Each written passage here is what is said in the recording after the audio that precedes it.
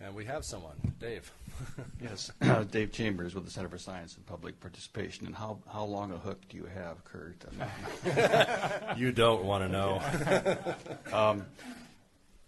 Kendra Zamzow, Dr. Kendra Zamzow, my colleague at the Center for Science, did an extensive evaluation of the water quality data for the EBD.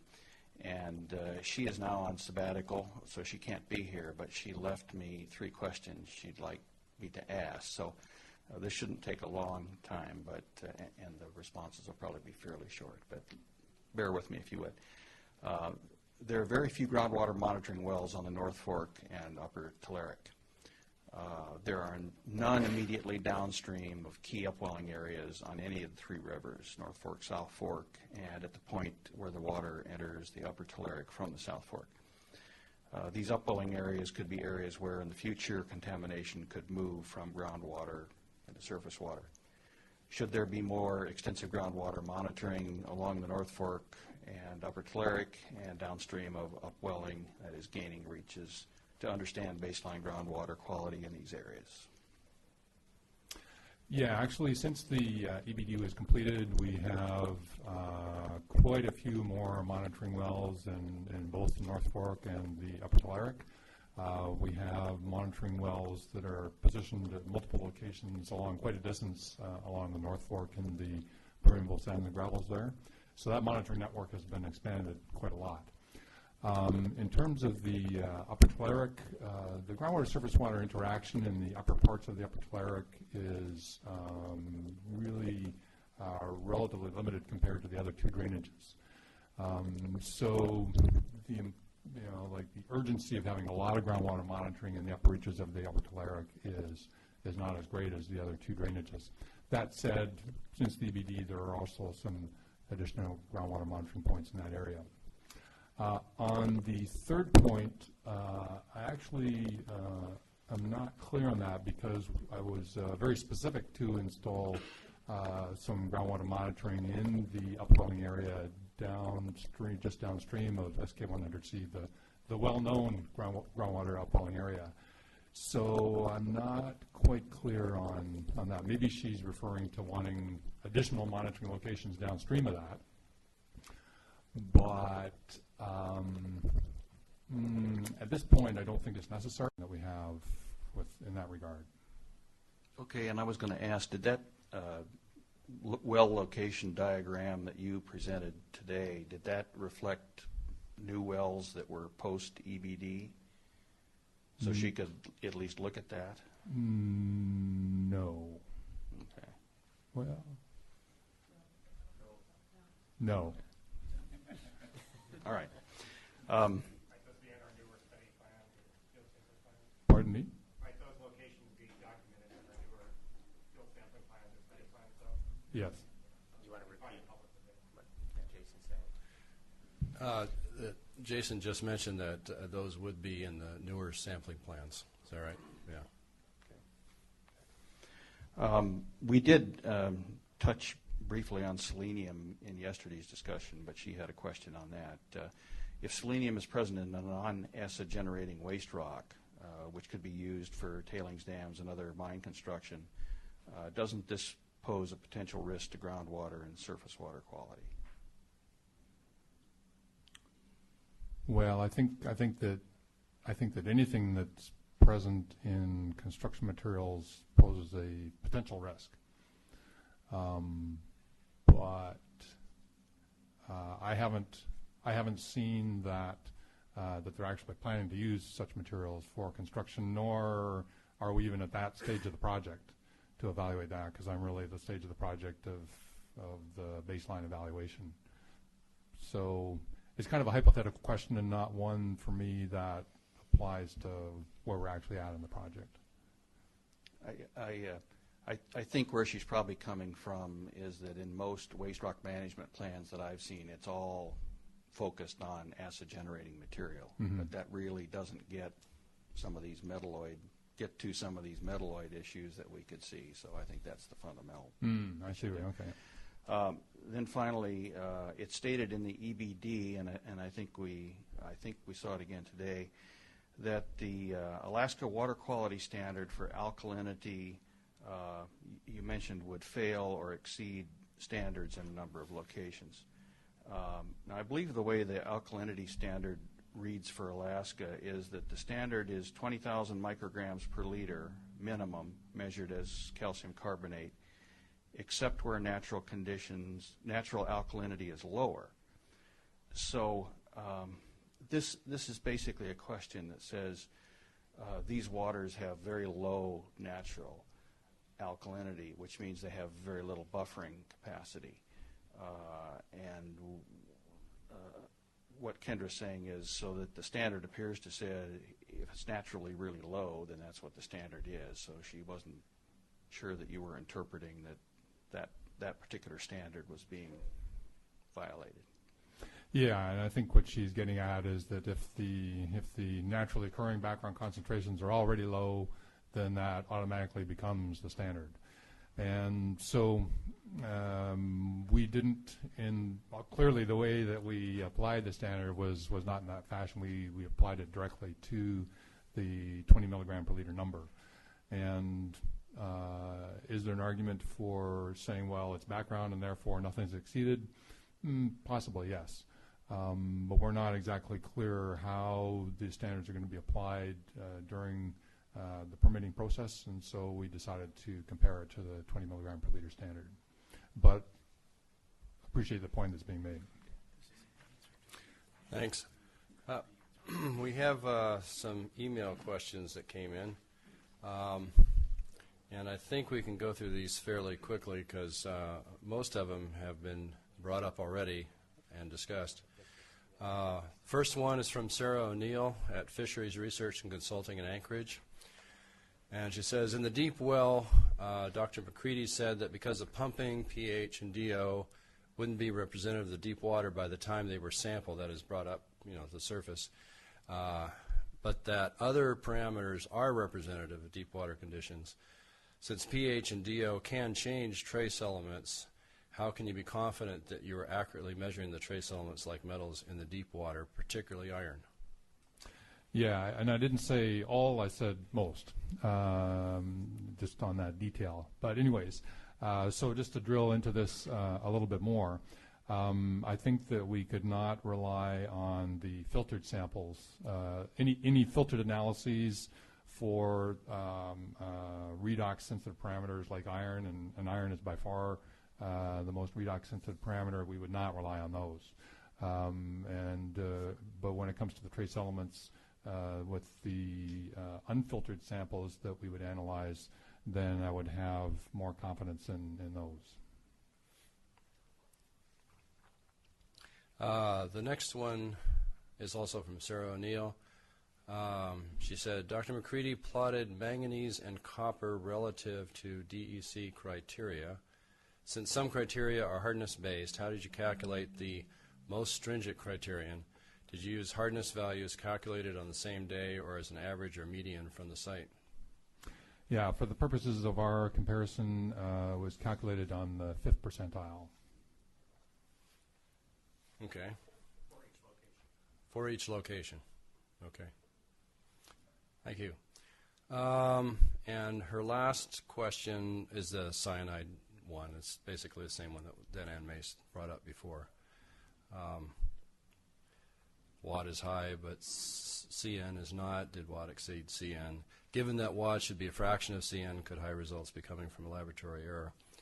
And I don't remember myself, but even though they're detectable values, they are pretty low. So it seems to me, I think your suggestion is correct that, yeah, it could be real, but, and we know that it can be produced in the environment. The CN can anyway. The Watt is a question, I guess. Yeah, so I was not the person that spent the most time evaluating all those data, but basically what was done was to go over those analyses again and to rigorously evaluate them. And the conclusion on the analytical chemistry side was that there wasn't a compelling reason to discount those data. And then you add to that the fact that they are very low values, and perhaps the total cyanide should have been detected, but it wasn't. Because there wasn't a compelling reason to do away with the data, then it was retained. So, Jane, I don't know if you want to add a little more detail to that. Yeah, that was the general approach. The other thing is, and we know that this is we're right there at the detection limit, and the water quality criteria is right at the detection limit. So it's always a problem trying to assess that data. And so rather than just saying that it's not real or anything like that, what we did was we found another laboratory that used a different method for cyanides and had a detection limit that was an order of magnitude lower. So the detection limit at the laboratory, the primary laboratory, is 0.005 milligrams per liter, and we sent confirmation samples to Frontier Geosciences, which has a detection limit of 0.001 micrograms per liter. So it's much lower. And the samples that we sent to that laboratory for confirmation did in fact confirm the results. So that, for me, that was a way to establish confidence in the numbers. Of course, we didn't do it for every single hit, but it was a way to test that results as an independent method by different chemistry altogether. So when you have that kind of confirmation, it really does strengthen all of the results. So, and we're still evaluating, we're still thinking about it, Okay. and collecting that data. Yeah. Yeah. Well, that's a very smart thing to do, and it's glad to hear you've confirmed it. Hopefully you'll have some more interpretation later. Can I just add something to that? Yeah. I'm not a geochemist, but I do have occasion to look at a lot of groundwater data with cyanide in it at a mine that's has leaks. And I do see cyanide detects, down at the detection limit, and it seems to be fairly reliable. But if you see data where the WAD is higher than the total, I think you really do have a QA, QC issue with that, because theoretically that can't happen. And what you're saying then is, well, I trust the WAD, but I don't trust the total. And again, I'd be looking for what one's justification for keeping WAD and ignoring total at that point is. Dave, can you just define WAD just for the audience real quick? WAD is weak acid dissociable cyanide, and it's a subset of total.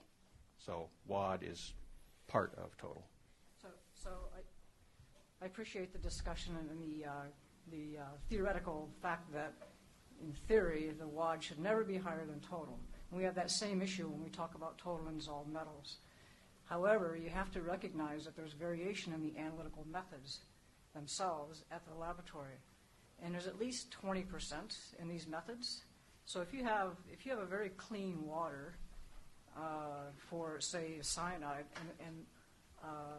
and we're at the detection limit, then both of those numbers have that variation in them, and you can have the weak acid dissociable actually be higher than total, because you're looking at this variation in the analytical methods.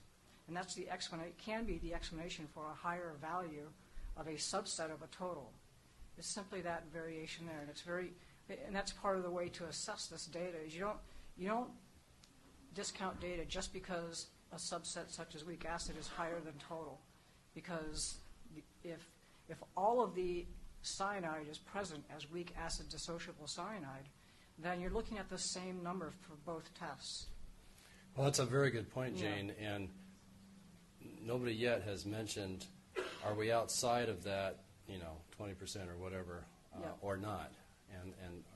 And am I to understand we're probably pretty close to that? Well, in for these the weak examples? acid dissociable, it's more like 50% because we're at the detection limit. Okay, yeah. And so there you have by definition, the detection limit percent variation is 50% or more. And so there you can have a number 2 times difference and still be within that variation because you're at the detection limit.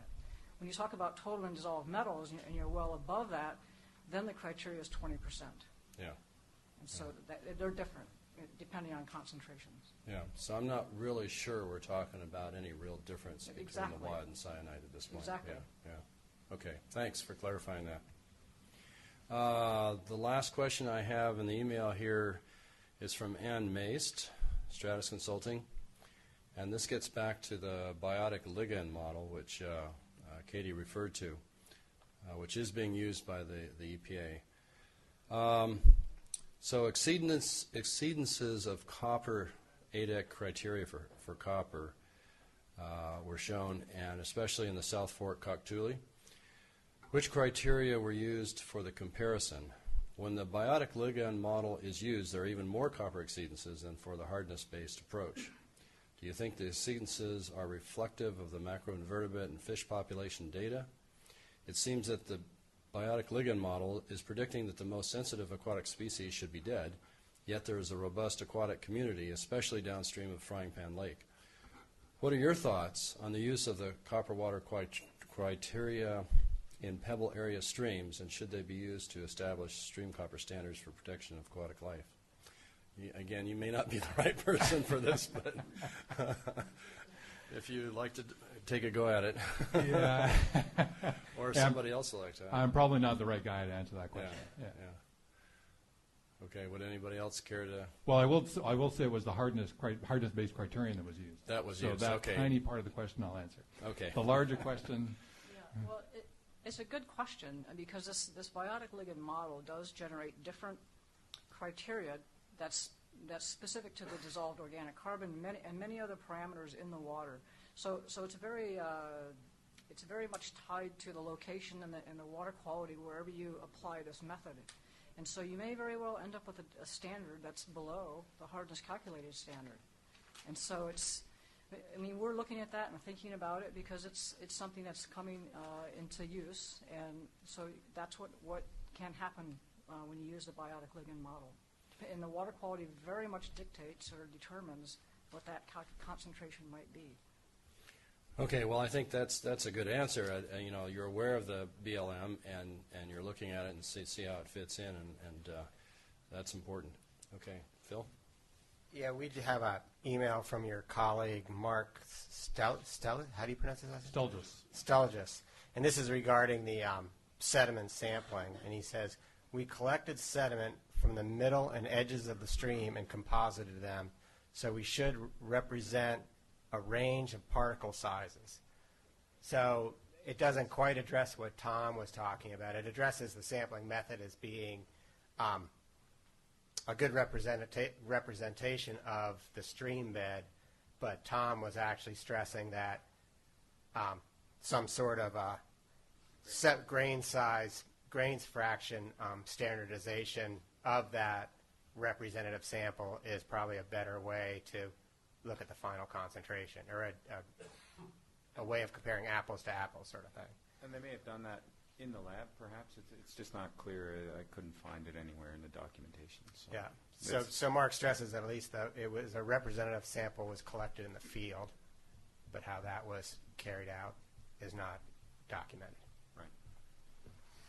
Are there questions from the audience? Any more to? Well, I guess we're done with Hugh then.